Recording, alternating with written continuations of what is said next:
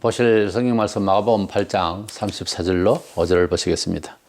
무리와 제자들을 불러 이르시되 누구든지 나를 따라오려거든 자기를 부인하고 자기 십자가를 지고 나를 따를 것이니라. 누구든지 자기 목숨을 구원하고자 하면 이럴 것이요 누구든지 나와 복음을 위하여 자기 목숨을 잃으면 구원하리라. 아멘. 어느 때부터 나는 나다 이런 말을 인터넷상에서 주로 쓰는 말이기도 합니다만 그렇게들 생각들 하고 그렇게들 말을 합니다. 나의 존재감에 대해서 삶의 주체가 내 자신이라는 그런 뜻이겠죠. 그런데 우리가 존재적인 입장에서 내가 스스로 이 세상에서 나온 것이 아니라 부모님의 은혜 가운데서 우리가 남과 기름을 받았습니다. 그리고 성장하는 과정에서 내버두면 인간은 동물과 달라서 인간이 발휘해야 될 존재적 가치가 발휘되지 않을 때는 더 추하게 되죠. 그래서 교육의 대상으로서 인간입니다. 동물은 그냥 본성대로 한계 속에서 자라지만 사람은 그렇지 않습니다. 사람은 내버려 두면 굉장히 최해져 버려요. 그래서 교육을 받아야 되고 인간의 존귀함에 대한 것을 최대한 끌어올려야 됩니다. 그런데 그런 교육과 그런 위로와 그런 사랑과 그런 간섭 속에서 자라온 나는 존재적인 입장에서는 그렇게 나는 내다 이렇게 말하는 것은 굉장히 이기적이고 은혜를 망각하는 소리예요. 우리 성도들이 잔소리라도 그런 말 하면 안 됩니다. 그러나 이제 어떤 상황에 있어서 선택의 여지에 사선적인 자기 주관을 이야기한다든지 나는 내 주관이 이렇다. 특별히 그 의를 위해서 해야 할 말, 그런 경우에 합당한 말을 한다고 하는 자기 주관, 나는 나다, 나는 나의 사상은 이것이다. 이건 이제 자기 주관이 뚜렷해야 되겠죠. 그래서 존재적인 것과 사명적인 나, 어떤 목적적인 나, 어떤 주관적인 나의 표시, 나의 존재감, 그것은 또 다른 나입니다. 이래서 이 세상에서 우리가 살아가면서 나는 나다 그럴 때에 주로 그 삶의 주체로서의 자기 존재감 그것만 생각하면은 안 될 겁니다. 사실 존재적인 근거도 스스로 된 것도 아니고 단지 우리가 이제 무엇을 하는 사람인가 무엇을 해야 할 사람인가에 대한 자기 주관을 펼치고 사상을 이야기하고 그것은 나는 나다 이렇게 적합한 말이 될 수가 있습니다. 그러나 우리 성도들이 자기 존재에 대해서 또는 목적적인 존재에 대해서 자기 실체에 대한 존재감을 어떻게 의식하고 표현할 것이냐가 좀 다릅니다. 그래서 우리 성도들이 말세를 살아가면서 우리 존재감을 어떻게 이해하고 자기 존재감 속에서 충분히 만족하면서 살 수 있을 것인가. 말세 성도의 존재감이라고 하는 주제로 말씀을 상고하려고 합니다. 먼저 우리 성도들은 의외로 그리스도를 만나고 난 뒤에는 자기 존재감에 대한 의식을 부인해야 됩니다. 이런 역설적인 말씀을 주님이 하셨어요. 아니 내가 나를 찾기 위해서 내가 나를 더 고취하고 의식화하고 선전하고 해야 되는데 왜 나를 부인하라 하실까? 여기에서 이제 엄청난 갈등이 있을 수 있습니다. 아니 예수님을 믿으면서 계속적으로 의문을 가지고 삽니다. 그래서 얼마나 수용하고 이 말씀대로 나 자신에 대한 또 다른 관측을 바꿀 것이냐 하는 것이 사실은 관건이에요. 예수를 오래 믿어도 자기를 부인한다고 하는 이 말씀의 축복된 관문을 잘 통과하기가 어렵고 가는 과정에도 의심을 자꾸 가집니다. 우리가 주님을 믿고 살아갈 때에 핍박이 생기고 또 십자가적 삶을 우리가 살게 되는데 우리가 예수님을 믿기 전에 이 세상에서의 처세나 또는 역사관, 우주관, 종합적으로 인생관이 있어서 조금씩 달라도 뭔가 정확하게 설명은 할 수 없지만 비슷하게 사는 것이다. 이렇게 여기다가 예수님을 만나니 자기 존재감부터 시작해서 자기를 부인하라. 이 말씀부터 시작해서 목적이 내 세계에 있고 천국과 지옥의 심판이 있고 이런 엄청난 얘기를 다른 사이비 또는 여러 종파에서 들을 수가 없어요. 입증할 수 있는 자료도 별로 없고 그런데 엄청난 세월 동안 성경을 통해서 우리 인생의 시작과 그 과정과 그 끝을 사후를 말씀하고 있으니 이 보통 충격이 아닙니다. 이 말씀의 기초 위에서 생각을 하고 그리고 인생을 설계하고 사후를 이해하고 그런 가운데서 인생을 살아간다고 하는 것은 전혀 그런 생각을 못 해보고 사는 지구촌의 삶 속에서 어느 지역에서 어떤 가정과 환경에서 살아도 이게 갈등이 생길 수밖에 없어요. 이 불편함, 아니 또 내 스스로 이 세상을 살아갈 때에 채워진 세속적인 판단 능력, 이것이 외부로부터 들어온 그야말로 국내에서 알 수가 없었던 개업의 중국 정도에서 이렇게 온 그런 유학 사상이라든가 일본에서 간섭한 이런 정도였지 않습니까? 그런데 멀고 먼 나라에서 예수교 사상을 가져와서 소위 성경 사상을 가져와서 우리에게 이렇게 살아보라 했을 때에 남은 고사와 나 자신마저 갈등이 생길 수밖에 없어요. 엄청난 갈등이 올 수 있습니다. 이것을 한의학적인 입장에서 명현현상이라고 할 수 있겠죠. 더 잘 되기 위해서 더 악화되어져 보이는 어떤 몸의 증상을 말합니다. 이런 명현현상을 우리는 핍박이라 그럽니다. 우리가 삶을 살아가는 목표가 다르고 그에 따르는 삶의 방식이 다르게 주어졌기 때문에 그렇게 살려면 내 자신도 어렵지만은 그렇게 살아가려고 하고 또 살아가는 내가 세상 사람들 대부분의 사람들이 조화롭게 여기지 어떤 부분은 괜찮은데 어떤 부분은 아닌, 그래서 상당한 갈등을 유발하게 됩니다. 이것을 견디고 주께서 말씀하신 대로 가야 한다고 하는 철학 때문에 받는 고통을 십자가라 그래요. 뭘 잘못하고 애매히 고난받는 건 십자가 아니라고 그랬어요, 성경에. 그러니까 십자가는 하나님의 새로운 뜻대로 계시하신 성경의 진리대로 그동안에 듣도 보도 못한 내용대로 목적하고 사유하고 방법을 취한다고 하는 것은 어려운 겁니다. 누구에게나. 어떤 가문에서 어떤 교육을 받아도 비슷해요. 힘들어요, 이거는. 그래서 이것을 십자가적 삶이라고 그럽니다. 우리 주님께서 당신을 따르는 특별히 제자들에게 누구든지 나를 따르거든 자기를 부인하고 그랬어요. 이 부인한다는 헬라를 찾아보니까 거절한다, 인연을 끊는다 그런 뜻이에요. 자기를 부인한다는 것은 자기의 감정과 경험적인 지식과 판단력 그리고 자기의 사상과 주관들을 끊으라는 거예요. 그리고 거절하라는 거예요. 내가 스스로에게 내가 거절하라는 거예요. 그런 갈등을 우리 성도들이 이미 계속적으로 하고 있지 않습니까? 일상에서. 저 제대로 살 것이냐 말 것이냐. 이거 내 욕심대로 살 것이냐 교회식으로 살 것이냐. 이런 갈등이 얼마든지 계속적으로 일어나고 있다는 거예요. 큰 은혜 받으면은 아주 획일하게 주의 뜻대로만 살아버려요. 근데 신앙이 약해지면 또 이 갈등합니다. 본성이라는 게 있었어. 그리고 주변도 야 그렇게 꼭 살아야 되냐 뭐 이런 식으로 해서 신앙적으로 살아가려고 하는 처세를 약화시키고 시험합니다. 그래서 기도하고 하나님 말씀 안에서 은혜 가운데서 시간을 투자하고 그래서 정서상 아예 주의 뜻이 맞다라고 하는 그 의식대로 강화해서 살아가면 핍박도 강화되지만은 상대적으로 이제 주의 뜻대로 살아갈 수가 있겠죠. 이래서 자기를 부인한다고는 이 부인이라고 하는 말은 단순히 없다고 생각하라. 그러면 얼른 이해가 좀 와닿지 않는데 자기 주관을 거절하라는 거예요. 또 외부로부터 오는 어떤 내가 동화되어야 할 세속적인 처세를 거절하라는 거예요. 부인한다는 말은 단순히 부정한다 이런 뜻하고는 좀 다릅니다. 거절하는 겁니다. 의지를 다해서. 그래서 나를 끊고 나를 거절하고 어떤 인연을 끊는다는 말이에요. 혈육 관계에 있어서 신앙생활 하는데 상당히 문제가 될 수 있습니다. 왜냐하면 잘 아는 사이고 혈육이고 뭐 이런 전제 때문에 성경대로 살아가는데 지장을 줄 때가 있어요. 이것을 이 부인한다는 말에 의해서 인연을 끊는다 하는 뜻도 있어요. 그래서 예수 믿는 것은 완전히 그 다른 차원에서 자신을 컨트롤해야 되는 이런 이제 사상 체제고 이것을 매일같이 듣고 매주 말씀을 통해서 그렇게 우리를 하나님은 간섭하세요.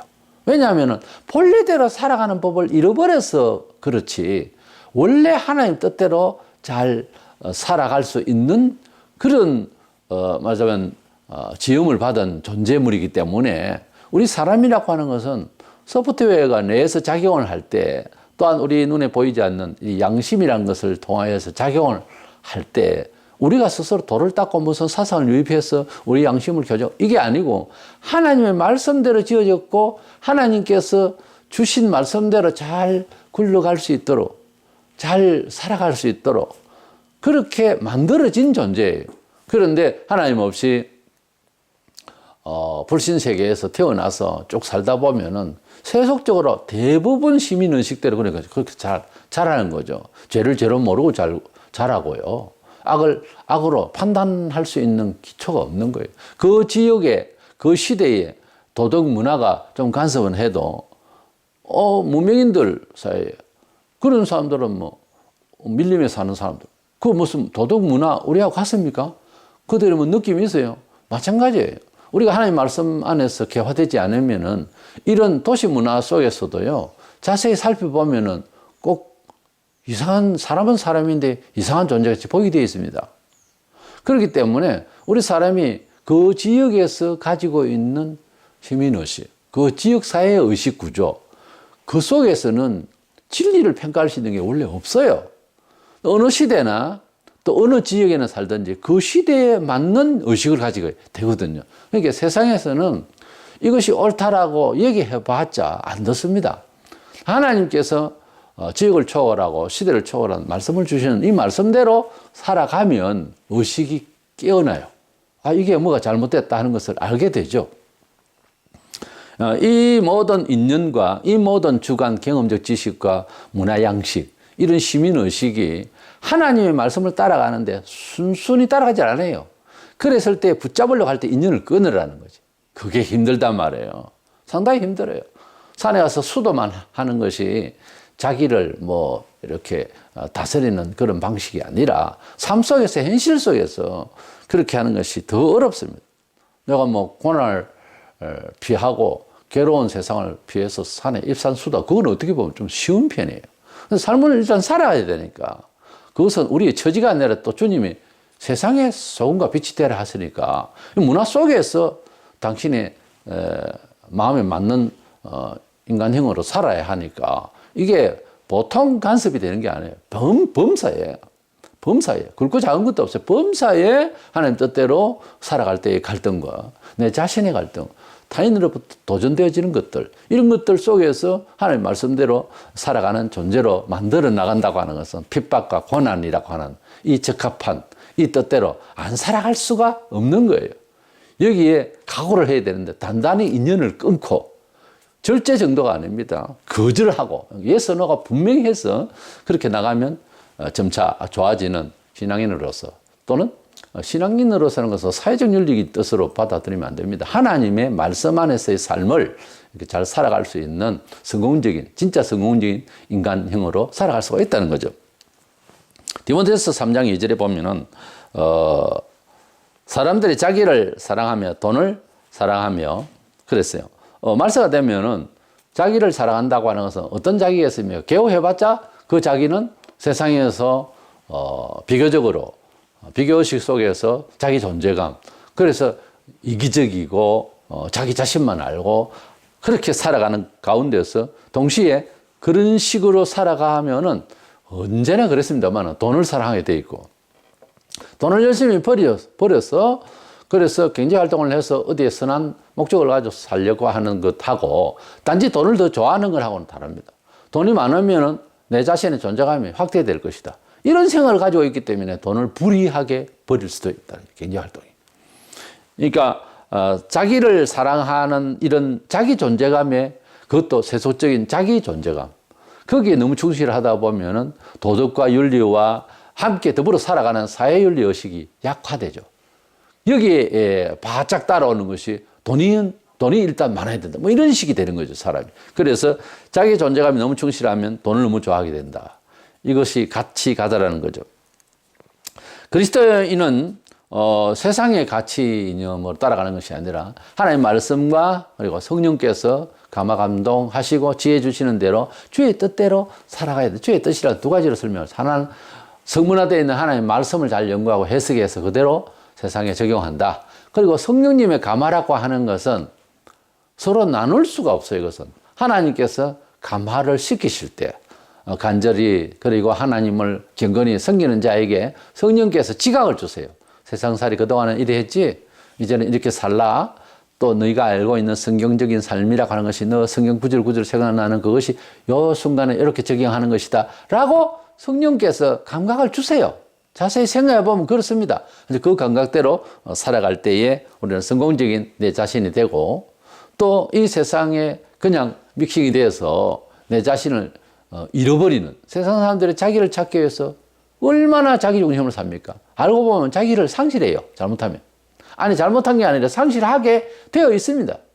그러나 공동체 사회에서 남을 위하고 함께 공의를 추구하고 살자고 하면서 자기의 모든 주관, 자기 본성의 어떤 또는 자기 욕심, 자기 기회를 끊고 그리고 하나님 뜻대로 살겠노라고 하면 자기가 없어지는 것 같아도 상당한 자기가 많이 이제 커 나갈 수가 있고 영향력을 끼칠 수 있는 자기가 되어지게 되는 거예요. 갈라디아 2장 20절에 내가 그리스도와 함께 십자가에 못 박혔나니 그런 적 이제는 내가 사는 것이 아니요 오직 내 안에 그리스도께서 사신 것이라. 사도 바울은 주님을 만나기 전에는 율법이 주는, 전통이 주는, 가족이 주는, 사회가 주는 시민의식을 가지고서 자기 존재감이 대단했죠. 그래서 그리스도인을 잡아놓고 막 그랬습니다. 그랬는데 그가 예수를 만났을 때에는 완전히 깨어졌어요. 이제는 내가 아니다는 거죠. 즉 내가 율법 교사로서, 내가 집안의 빼대로서, 내가 사회적으로서 존경받는 나로서는 아니라는 거죠. 거절한 거죠. 이렇게 되어졌을 때 사도 바울은 우리나 남에게 이렇게 역사적으로 훌륭한 사도, 한 인간으로서의 존재감이 될 수가 없었어요. 흑고 많은 율법사로서 살다가 죽었겠지. 그러나 예수를 만나고 났는데 이렇게 사도 바울이라는 존재감은 세계적인 사람이 됐다. 이런 식이 우리에게도 된다는 거죠. 우리가 그냥 내버려 뒀으면 별 볼일 없이 살다가 꾸역꾸역 살다가 죽어요. 그러나 예수 안에서 가만히 돌이켜 생각해 보세요. 나를 그냥 뒀으면 나 어떻게 살다가 죽었을까? 늙었을까? 이렇게 생각해 보거든요.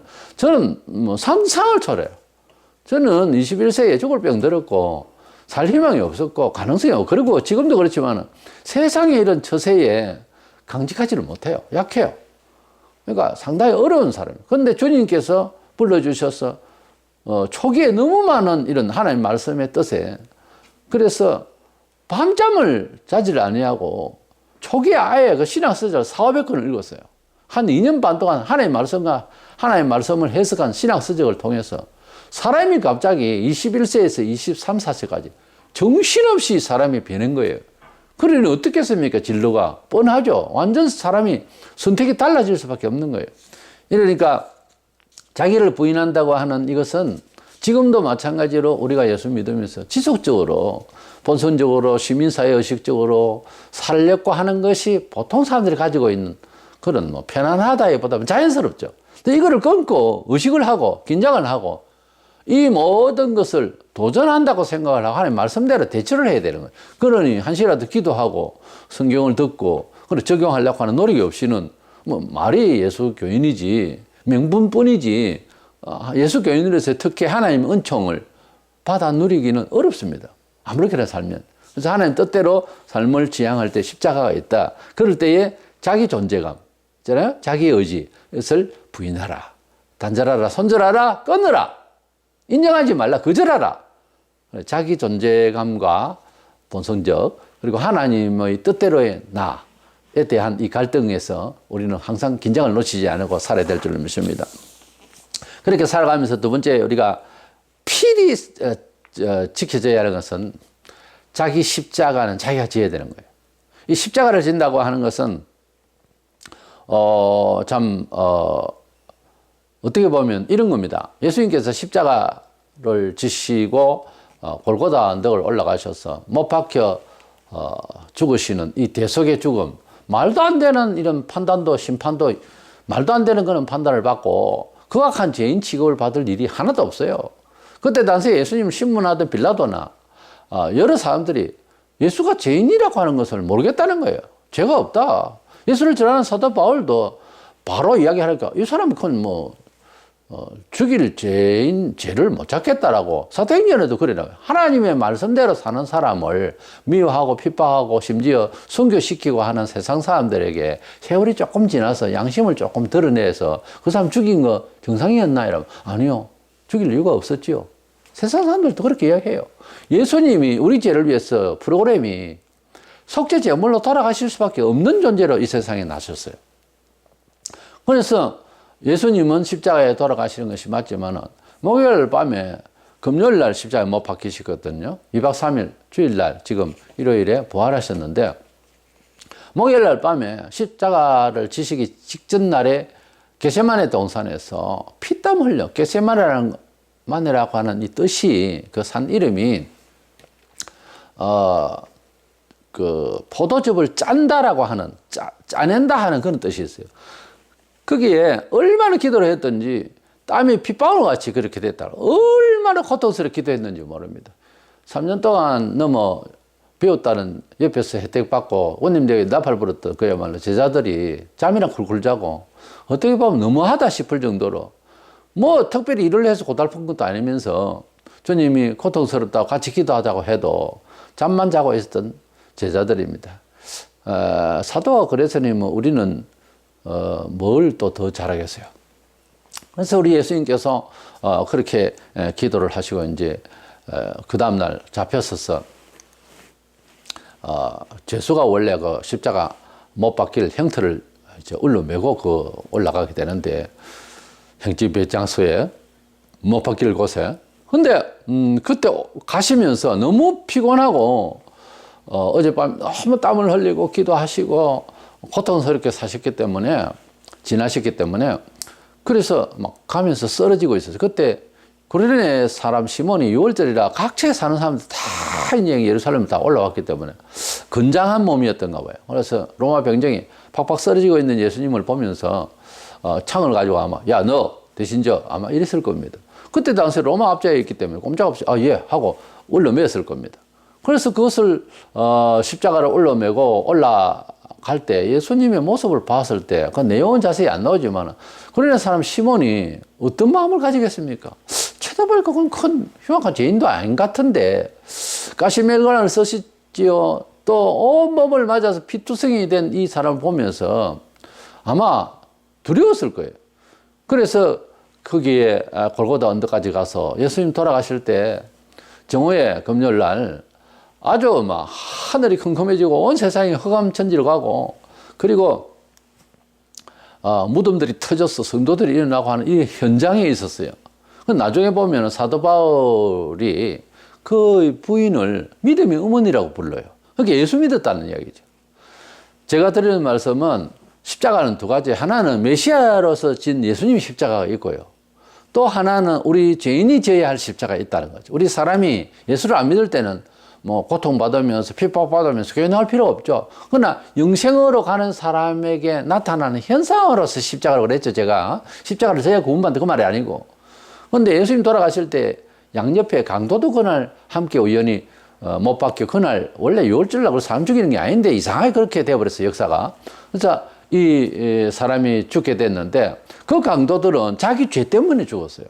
자기 죄 때문에 응당 죽었어 야 마땅하는 사람들이었어요. 근데 예수님 그건 아니거든요. 그리고 구레네 사람 시몬이 죄수도 아닌데 그걸 울러매고 올라갔어요. 이런 십자가는요 우연히 받은 거예요. 말하자면 일진이 안 좋은 거지. 근데 그 십자가를 지고 올라가서 예수님께 드리고 형님은 뭐 못 박히는 건 아니니까 못 박히기까지 하라는 건 아니에요. 그렇게 했는데 그 현장에서 예수님을 바라보면서 너무도 놀란 거예요. 놀래고 결국은 그는 예수님을 믿게 된 것으로 추정이 되는 겁니다. 그의 어머니를 그 본인을 사도 바울이 나의 어머니라고 믿음의 어머니로 부르는 거 보면은 예수 믿는 가족이 된 거예요. 자, 우리가 예수님을 믿으라고 교회에 나와서 뭐 교회 상식으로 사는 게 많이 달라요. 그렇게 살다 보면은 친구도 떨어지고 혹은 이웃의 미움을 받고 부모로부터 뭐 그런 여러 핍박과 눈흘킴과 그런 것을 이제 만날 수 있어요. 그런데 이 내용을 볼 때에 믿어볼까 하는 내용은 있고 핍박을 받으니 자존심 상하고 뭐 이런 갈등이 있을 때 끝까지 가면 그걸 십자가 삶이라고 그래요. 그렇게 가면 그 십자가적 삶이 나에게 완전 새로운 존재감으로 점점 키우게 되어 있어요. 그리고 죄되고 죄 때문에 허무하면서 공포스럽고 하는 이런 모든 것들이 조금씩 사라져요. 그러니까 하나님이 함께 하심이라고 하는 것은 그냥 단순히 교회에 나온다는 명분으로 되는 게 아니고 그런 핍박과 도전을 싸우며 이겨나가며 교정해 나가며 하나님의 백성다움의 삶을 자꾸 구축해 나가는 가운데서 평강과 힘이 생겨요. 그런 존재감, 새로워진 존재감이 생겨요. 이런 과정에서 일어나는 현상을 십자가적 삶이라고 그러는데 개인마다 살아온 과정과 집안 상황이 다 다르니까 성숙하기 위한 훈련의 과정을 받는 것도 조금씩 다를 수가 있어요. 어떤 경우에는 뭐 극단적으로 어떻게 주여 나에게 이런 환난을 줍니까? 뭐 이런 상황도 생길 수가 있고요. 또 어떤 면에 있어서는 크게 그런 것도 없이 평탄한 가운데서 계속해서 왜 이렇게 감사한 일만 생깁니까? 이미 믿고 있는 거예요, 이 사람. 이미 하나님 그렇게 생각하니까 그렇게 말하는 거죠. 그 잘 해줄 때 방탕하면 그건 위험하지만 감사하고 절제하면 이것도 다 축복받은 사람이거든요. 자손 몇代을 믿어가는 사람들은 집안에서 자라서 아예 처음부터 정서를 그렇게 교육되어진 사람은 영혼 자체가 간섭이 다르죠. 자연히 축복 케이스로 갈 수밖에 없어요. 프로그램이 그렇게 딱 되어 있기 때문에. 그러니까 믿는 집안의 사람이 자녀가 살아가는 거하고 안 믿는 집안의 자녀가 살아가는 동시대에 환난을 받을 때 입장이 다르게 나타날 수가 있다는 거지. 물론 핍박을 받을 수 있고 곤란을 당할 수 있어도 하나님께서는 하나님의 백성에게 약속하신 축복이 흘러간다는 거죠. 대단히 중요한 거. 같이 예수를 믿어도 부모가 점장이었다, 우상을 많이 섬겼다, 좀 힘들 겁니다. 예, 좀 신령한 이야기로 말하자면은 시험이 좀 더 올 수가 있어요. 왜냐하면 간섭이 어릴 때부터 부모의 그런 영향을 좀 받은 이런 정신세계가 예수를 믿는 것하고 그렇지 않는 오히려 예수 믿는 집에서 태어나서 교회를 같이 다닐 때에 이게 같이 교회 생활을 할 수가 없어요. 그러니까 세속적인 영이 많이 붙어 있을수록 곤란을 더 당한다고 볼 수 있고 그런 현상을 우리가 많이 들을 수가 있어요. 그래서 우상을 섬기던 집안에서 예수 믿으면 더 힘들다. 분명히 그렇습니다. 그래서 우리가 세상에서 어떤 그건 영적인 문제예요. 영향력을 받았느냐 하는 것을 자기를 점검해 보면 더 힘있게, 더 자기를 강화해서 예수님을 더 애착을 가지고 더 사모하시기를 바랍니다. 만약 그런 악조건에서 교회를 나왔고 자손 몇 대까지 쭉 생각해 보세요. 뭐 대부분 우리나라 사람들은 우상숭배하던 집안에서 났습니다만 좀 더 심한 집안이 있을 수 있거든요. 그런 집안은 그런 영이 흐른다 할까? 그런 영향권이 있다 할까? 하기 때문에 더 힘들 수가 있으니 잘 이겨내면은 그냥 평범한 집안에서 나서 예수 믿고 은총 받는 것보다 더 많이 받을 수도 있어요. 그러니까 환난이, 핍박이, 곤란이 강화되는 것은 그만큼 그것을 넘기면 그 빈자리가 이제 의로, 축복으로 채워지기 위한 과정이니까 성숙하기 위한 것에 십자가의 삶이라고 하는 이런 긍정적인 차원으로 이해할 수가 있어야 하는 것입니다. 우리 주님은 당신과 당신의 복음의 사상을 위해서 일하는 자에게 영생과 은총을 주신다고 약속하셨습니다. 우연히 받은 십자가 구레네 사람 시몬도 그런 은혜를 받았습니다. 그러나 대부분은 알고 십자가를 져야 되는 상황이죠. 이제는 알고. 그런데 교회 생활하는데도 우연히 받는 개인적인 것 혹은 누구 사람을 통해서 이렇게 십자가를 씌울 수도 있어요. 자, 헌신 좀 하세요. 이렇게. 그렇게 할 때에는 구레네 사람 시몬을 생각해야 되는 거예요. 좋은 결과가 나옵니다. 결국 은총의 사람이 되니까 이래나 저래나 십자가적 삶이라고 하는 건 하나님 뜻대로 삶을 살아가는 과정이 일어나는 이런 어려움인데 이것은 다 축복받고 성숙해가는 과정에서 일어나는 현상이고 수고하지 않고 땀내지 않고 누가 부자 돼요? 세상적으로 말하자면. 그러니까 과정을 무시하고 뭐 안수를 받고 어느 교회 가서 목사에게 안수를 받고 어느 큰 교회에 등록을 하면 축복받겠다. 그건 사기입니다. 그거는 자기를 속이는 짓이에요. 철저히 원인 없이 되어지는 일이 없는 곳이 교회입니다. 교회 생활이라고 하는 것은 사람들이 상당히 뻥튀기로 생각하는데 교회만큼 더 정신을 맑게 심고 자라고 거두는 법칙으로 주님이 누차 말씀하셨어요. 정직해야 되는 거예요. 로마서 8장 17절에 자녀이면 또한 상속자 곧 하나님 상속자여 그리스도와 함께 한 상속자니 우리가 그와 함께 영광을 받기 위하여 고난도 함께 받아야 할 것이니라. 우리가 세상에 다 아는 예수 사대 성인이라 하는 정도로만 세상 사람들은 알지만은 그러나 영향력이 대단합니다. 기독교가 세상에 끼친 영향은 대단해요. 그 영광을 바라보면서 믿으면서 자부심을 가진다면은 주님이 받으신 고난과 같은 그 고난을 우리도 받아야 한다는 거예요. 사도행전에 사도들이 받았던 고난을 받아야 한다는 거예요. 2000년 기독교 역사 동안 듣고 봤던 그 많은 믿음의 성도들의 고난을 우리도 받아야 한다는 거예요. 고난을 받아야 나중에 십자가의 행각 이후에 영광의 멸류관이 있다는 것을 알고, 고난은 좀 긍정적인 차원에서 특별한 존재들이 살아가는 과정이 일어나는 현상으로 알 뿐이지, 그걸 뭐 비난을 하고 짜증이 나서 예수 안 믿고, 그건 말이 안 되는 거예요. 처음부터 그럴 수밖에 없다라고 주님이 문을 열면서 축복의 길, 생명의 길로 오면 이런 고난이 있다 이미 말씀하셨으니까 받아들일 수 있는 그 자세가 먼저 필요합니다. 디모데후서 2장 11절에 밑보다 이 말이에요. 우리가 주와 함께 죽었으면 또한 함께 살 것이요. 우리가 주님처럼 세수적으로 죽고 자기 존재감, 자기 주관, 세수적인 목숨이 원하는 본능적인 것, 이것을 절제한다면 주와 함께 부활의 영광에, 주와 함께 영광스러운 사람으로서 이 세상 살면서도 우리가 혜택을 누릴 수가 있는 놀라운 경험이 찾아온다 이 말이에요. 그래서 우리는 오늘 성경대로 살아가는 사람으로서 받는 고통에 대한 말씀을 생각해 봤습니다. 자기를 부인한다고 하는 것이 주님을 믿고 살아가는 입문에서 시작됩니다. 그리고 그 과정에서 일어나는 여러 사람마다 다른데 십자가의 여러 가지 형극이 따르는데, 이것은 나의 성숙과 새로운 존재로서의 또는 은총 받을 사람으로서 새로운 처세니까, 예수 믿으면 무조건 하고 부자 된다 뭐 이런 식만 듣지 말고, 예수 믿으면 누구나 다 고난받게 된다, 이 말이 더 정확한 겁니다. 그것이 하나님의 사랑의 방법이었어요. 하나님의 사랑은 달콤한 무슨 이런 설탕과 같은 꿀맛 같은 그런 것이 아니라, 하나님의 사랑은 꼭 보면 그 바로 선행되는 것이 고난이에요. 오늘 본성적으로 세상을 살아가는 데서 내 자신이 교정되어야 할 부분.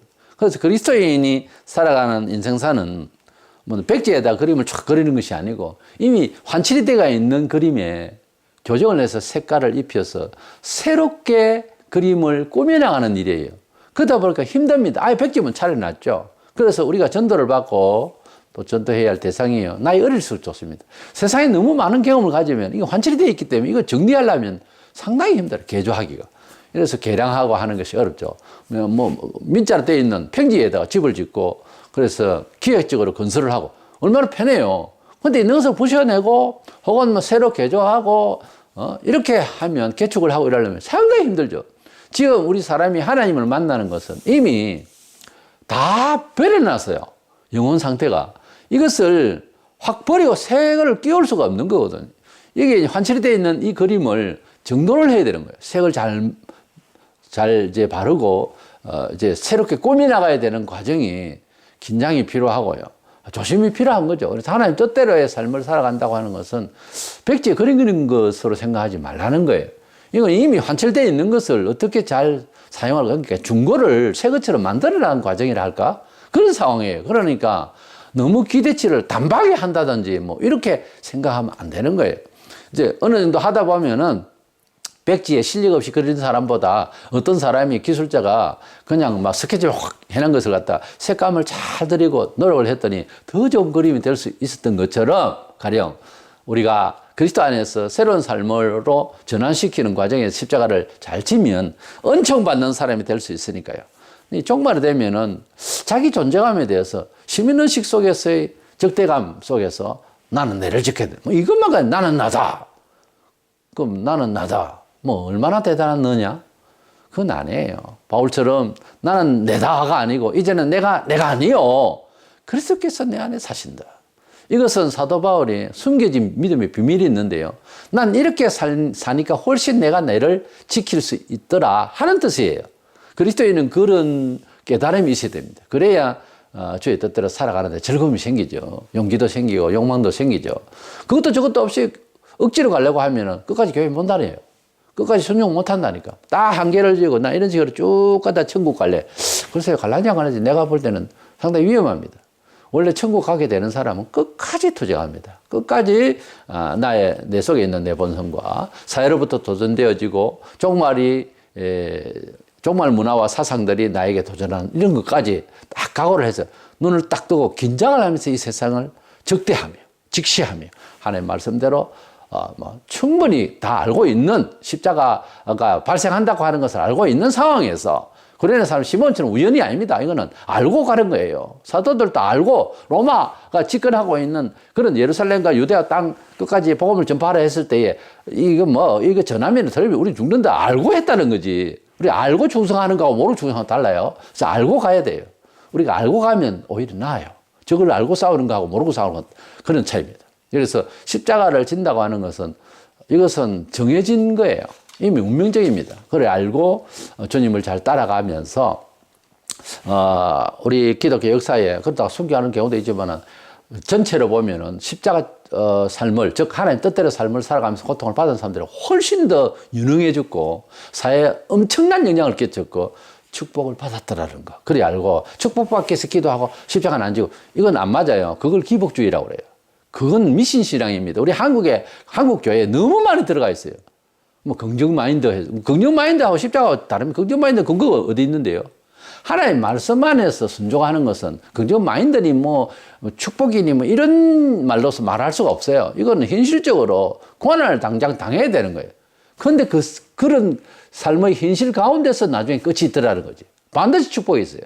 그러니까 자기 십자가를 진다고 하는 것은 자기 존재를 부인한다고 하는 것. 이것을 잘 알고 주님을 끝까지 이 마지막 시대 자기 존재감을 십자가 지는 자기 존재. 나는 나다 이게 아니고 십자가 속에서 나다.